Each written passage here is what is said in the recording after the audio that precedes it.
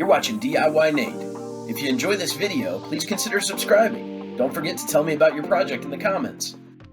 Alright friends, on this quick episode of DIYNate, we've got some burners that are not firing, and I've only got one that's working, and so we're going to do some cleaning techniques to take off the grill and then take off the actual burner. This is a gas GE XL44 Spectra oven. Each one of them has a slightly different problem. The first one, this burner here, we actually had them out of position, so when we put them back in the right position, things worked fine. We also came across and cleaned off the tops there, and once we put them back in the right position, that's really all the issue was, positioning them right and a little bit of cleaning. So let's get to it and we'll talk more about how to solve your problem. Hopefully your issue is as simple as mine, where the gas burners were just out of position and not aligned correctly. Once we put them in the right alignment, things worked great. Our issue is we have one of our burners that is lighting and the rest are not. And you'll see what we get when we make the connection here.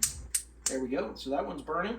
So great there. But on the other ones, we get clicking, but we don't get any action. And that's clicking on this stove. No clicking back here, which is supposed to be the rear stove. Over here, turn this one on. We're clicking right over there, but we're not clicking here. And the same is true for this last one. Clicking here, but not clicking there. So you can see my burners are not burning. And so we're going to cut the gas. And in this case, what we're going to do, we're going to go ahead and take the other three off. And we're just going to see if there's any debris that's clogging it up and see if we get any spark when we take these off. So we'll go ahead and take this. Now, you could go ahead and unplug your oven. In my case, I'm just going to take these off. And we're going to take a look at it. Just see if there's anything here special that we need to deal with. We may do some cleaning in just a second, but we're going to go ahead and first remove the caps. So once we remove that cap, we're going to take a look here and see there's our little port right there, and it could be alignment issue, but we'll take a look in just a second. I'm going to set that one there, take this one off, and we'll set this one here. Okay. I am noticing that these are not in line with the spark. I'll take this one here, set it over on this side. And now we're going to take a look and just see if we see these all sparking. So that one is sparking, so that's good news. I don't have spark on my back rear here, so that could be part of my problem. Okay, and then this one.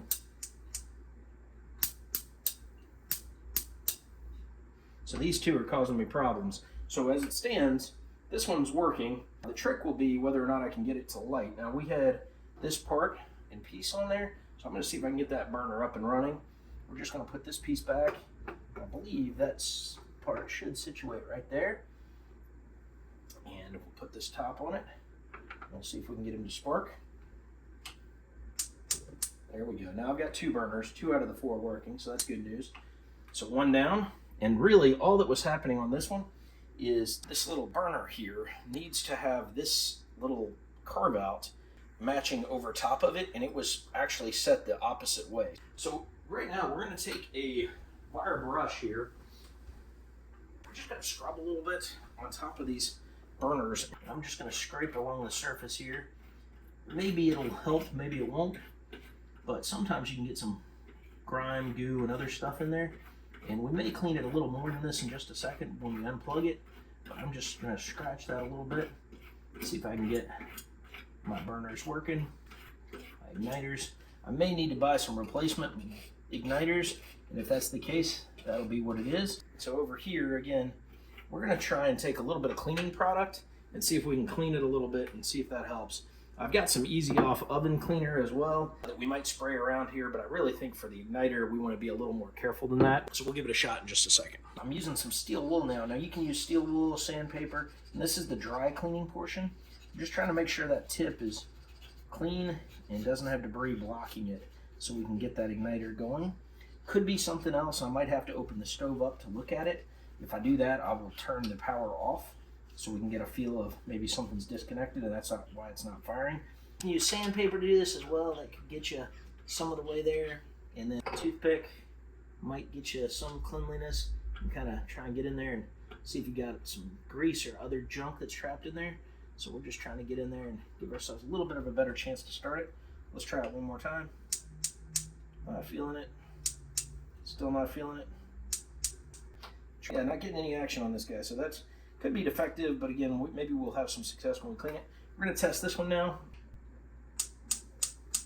firing over here. And since it's got this removable cap here, we may take a look and see underneath it what exactly we're looking at. This could give us some insights into what we might be dealing with underneath. Got some access to some screws and stuff here that if I wanted to get up underneath it, I could. So in just a second, we'll take some vinegar and see if that'll help us. And of course, that we'll have to wait a little bit for it to clear off. But so we're ready to go to the wet side of it. Go ahead and put some vinegar on a rag, and we'll wipe it down just a shade here. Denatured alcohol has a higher flash point, so vinegar may take a little while to dry, and that takes us a little more time than we'd probably like to spend on this.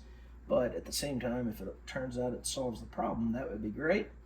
I'm not sure if it will or not, but we're going to go ahead and clean it off a little bit there. And we're going to go ahead and clean some of these other areas around it while we're at it. Might as well make it nice and clean underneath. Let's go ahead and use some acetone and see if that helps. Got a little cleaning solvent here, and this is some acetone, so we're going to be careful. All right, so we've got our acetone ready, and we're just going to take that up here. We may come back and hit it with some more steel wool. Acetone hopefully will clear it out pretty good. Feels more like at this point we may be dealing with an electrical problem, and in which case we may have to open the stove up and put on some new igniters there.